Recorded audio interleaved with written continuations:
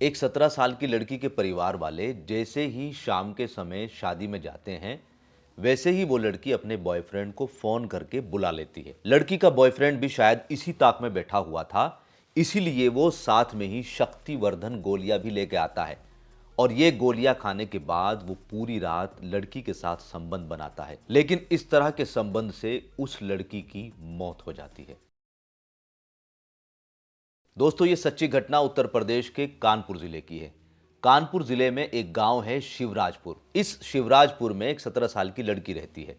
ये लड़की 12वीं क्लास की पढ़ाई कर रही थी। कुछ समय पहले इस लड़की की फेसबुक पर एक कुलदीप नाम के युवक से दोस्ती हो जाती है। धीरे धीरे जैसे समय आगे बढ़ता है, ये दोस्ती प्यार में बदल जाती है और दोनों मिलने का प्लान बनाते हैं। ये लड़की कुलदीप से कहती है कि 14 दिसंबर 2024 को मेरा पूरा परिवार किसी शादी समारोह में जाने वाला है, तो उस दिन हमारे पास एक अच्छा मौका है, तुम शाम के समय आ जाना और फिर पूरी रात हम साथ में रहेंगे। कुलदीप भी इस बात पर रेडी हो जाता है, लेकिन इस लड़की को नहीं पता था कि कुलदीप के अंदर हवस पूरी तरीके से भरी पड़ी है। कुलदीप इस बात का जिक्र अपने दोस्तों से करता है कि ऐसे ऐसे मैं और मेरी गर्लफ्रेंड ने प्लान किया है कि हम 14 दिसंबर को शाम को मुलाकात करेंगे। कुलदीप के दोस्त कुलदीप को सलाह देते हैं कि तुम्हें प्रोटेक्शन तो लेना ही है, साथ में ही कुछ शक्तिवर्धक गोलियों का भी प्रयोग करना है। और फिर कुलदीप ऐसा ही करता है। 14 दिसंबर की शाम हो जाती है।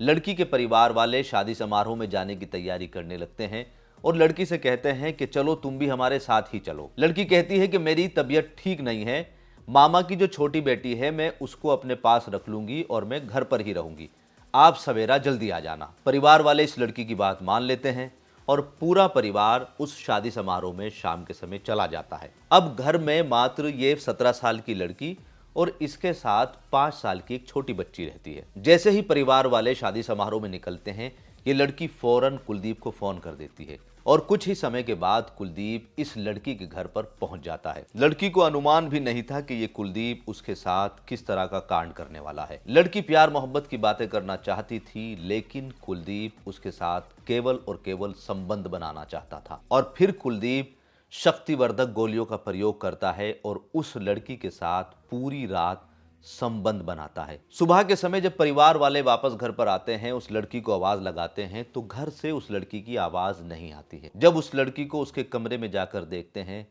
तो सभी की आंखें फटी की फटी रह जाती हैं, क्योंकि वो लड़की नग्न अवस्था में कमरे में बेसुध पड़ी थी। इस अवस्था को देखकर घर के पुरुष बाहर आ जाते हैं और फिर महिला अंदर जाकर उस लड़की के शरीर को ढांकती है।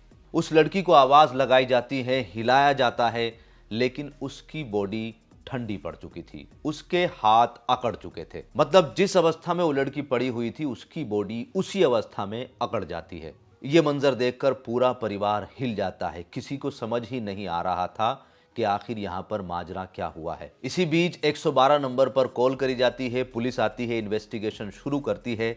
पुलिस पहली नजर में ही समझ जाती है कि यह प्रेम संबंध का मामला है, क्योंकि उस कमरे के अंदर प्रोटेक्शन के पैकेट और उसके साथ साथ शक्तिवर्धक गोलियों के रेपर पड़े हुए थे। पुलिस लड़की की बॉडी को पोस्टमार्टम के लिए भेजती है और फौरन लड़की के मोबाइल को कब्जे में लेकर कॉल डिटेल निकालती है। तो कॉल डिटेल में सीधा सीधा एक नाम सामने आता है, कुलदीप। पुलिस बिना देरी करे फौरन कुलदीप को उठा लेती है और कुलदीप भी डर के सारी बात पुलिस को बता देता है। कुलदीप पुलिस को बताता है कि शाम के समय ही मैं इस लड़की के घर पर पहुंच गया था और फिर उसके बाद मैंने शक्तिवर्धक गोलियां खाई और फिर 8:30 बजे से सुबह के 3:30 बजे तक हमने एक दूसरे के साथ संबंध बनाए। इस संबंध बनाने के दौरान लड़की के शरीर पर कोई कपड़ा नहीं था, जिसकी वजह से लड़की ठंड में आ गई। कुलदीप ने बताया कि जब लड़की की हालत बिगड़ रही थी और मुझे लग रहा था कि इसे ठंड लग रही है, तो हमने चूल्हा जलाया और सेकने की कोशिश करी, लेकिन हालत कंट्रोल से बाहर जा रही थी। मैं लड़की की बिगड़ती हालत को देखकर घबरा गया और वहां से भाग गया और उसके बाद मुझे सुबह को इस लड़की के मरने की खबर मिली। कुलदीप को लग रहा था कि ये लड़की की मर्जी से संबंध बनाया गया है, इसलिए उस पर कोई कार्रवाई नहीं होगी। लेकिन पुलिस ने बताया कि लड़की की उम्र 17 साल है और वो एक नाबालिग है, तो कुलदीप पर कई धाराएं लगाकर उसे अरेस्ट कर लिया गया और अदालत में पेश कर दिया गया। अदालत ने पहली सुनवाई में कुलदीप को जेल की सजा सुनाई है। तो दोस्तों, कानपुर की यह घटना इस वक्त सोशल मीडिया पर भी काफ़ी ज़्यादा वायरल है। इस कहानी को बताने का मकसद दोस्तों किसी को डराना नहीं है, लेकिन सतर्क करना ज़रूरी है। दोस्तों, हमें किसी के बहकावे में नहीं आना चाहिए और अपने माँ बाप की इज्जत का भी ख्याल रखना चाहिए। और माँ बाप को भी चाहिए कि वो अपने बच्चों पर नज़र बनाए रखें कि हमारे बच्चे क्या कदम उठा रहे हैं। अगर उनका कदम गलत लगे तो उनको ज़रूर समझाएं, क्योंकि छोटी उम्र में नहीं पता होता कि कौन सा कदम सही है और कौन सा कदम गलत। ये जिम्मेदारी माँ बाप की है बच्चों को समझाना कि क्या सही है और क्या गलत। आज अगर इस लड़की की फेसबुक पर इस कुलदीप से दोस्ती ना होती तो ये लड़की हमारे बीच जिंदा होती। इस पूरी स्टोरी पर दोस्तों आपके क्या विचार हैं, आप कमेंट करके ज़रूर बताएं। जय हिंद, जय भारत।